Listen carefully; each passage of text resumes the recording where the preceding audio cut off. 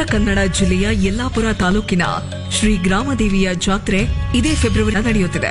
3 ವರ್ಷಗಳಿಗೊಮ್ಮೆ ನಡೆಯುವ ಈ ಜಾತ್ರೆಯ ವಿಶೇಷ ಏನು ಅಂತ ಗೊತ್ತಾ?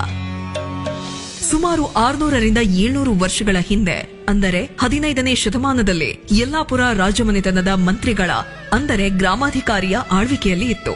ಇಂತಹ ಸಂದರ್ಭದಲ್ಲಿ ಯಲ್ಲಾಪುರದ ವಾಯುವ್ಯ ದಿಕ್ಕಿನ 7 ಕಿಲೋಮೀಟರ್ ದೂರವಿರುವ ನಾರಾಯಣಗೆರೆ ಎಂಬ ಕುಗ್ರಾಮದಲ್ಲಿ ಓರ್ವ ಶೂದ್ರ ಕುಲದವನ ಹೊಲ ಇತ್ತು. ಒಂದು ದಿನ ಆ ರೈತ ಹೊಲದಲ್ಲಿ ಕೆಲಸ ಮಾಡುತ್ತಿರುವಾಗ ಕೆರೆಯ ಪಕ್ಕದ ಜಾಗದಲ್ಲಿ 2 ಪುಟ್ಟ ಕಲ್ಲಿನ ವಿಗ್ರಹಗಳು ಗೋಚರಿಸಿದವು.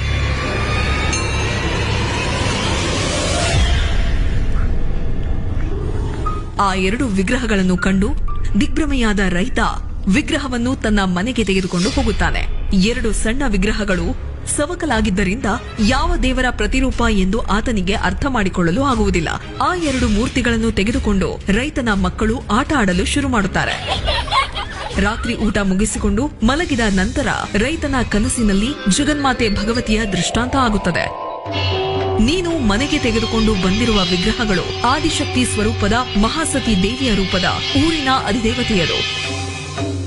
ಈ ವಿಗ್ರಹವನ್ನು ಯಲ್ಲಾಪುರದ ಗ್ರಾಮಾಧಿಕಾರಿಗಳಿಗೆ ಒಪ್ಪಿಸು ಎಂದು ಭಗವತಿಯು ಸೂಚನೆ ನೀಡುತ್ತಾರೆ. ತಕ್ಷಣವೇ ಎಚ್ಚೆತ್ತುಕೊಂಡ ರೈತ ಮರುದಿನ ನಡೆದ ಘಟನೆಯನ್ನು ಗ್ರಾಮದ ಜನರಿಗೆ ತಿಳಿಸುತ್ತಾನೆ. ಕೇವಲ 4-5 ಮನೆಗಳನ್ನು ಹೊಂದಿರುವ ಕುಗ್ರಾಮವಾಗಿದ್ದ ನಾರಾಯಣಗೆರೆಯ ಜನರು ನಡೆದ ಘಟನೆಯನ್ನು ಯಲ್ಲಾಪುರದ ಗ್ರಾಮಾಧಿಕಾರಿಗೆ ತಿಳಿಸುತ್ತಾರೆ. ವಿಷಯವನ್ನು ಅರಿತ ಗ್ರಾಮಾಧಿಕಾರಿ ದೇವರ ವಿಗ್ರಹವನ್ನು ಯಲ್ಲಾಪುರ ಪಟ್ಟಣಕ್ಕೆ ತೆಗೆದುಕೊಂಡು ಬರಲು ಸಕಲ ತಯಾರಿ ನಡೆಸುತ್ತಾರೆ. ದೇವರ ವಿಗ್ರಹಗಳು ನಾರಾಯಣಗೆರೆ ಗ್ರಾಮಸ್ಥರ ಮುಖಾಂತರ ಯಲ್ಲಾಪುರ ಪಟ್ಟಣದಲ್ಲಿ ಪ್ರವೇಶ ಮಾಡಿದವು. ವಿಗ್ರಹಗಳು ಪಟ್ಟಣದಲ್ಲಿ ಪ್ರವೇಶವಾಗುತ್ತಿದ್ದಂತೆ ಯಲ್ಲಾಪುರದ ಕೆಲ ಭಾಗಗಳಲ್ಲಿ ವಿಗ್ರಹಗಳು ಭಾರವಾಗುತ್ತಾ ಬಂದಿದ್ದವು ಎಂದು ಹೇಳಲಾಗುತ್ತದೆ.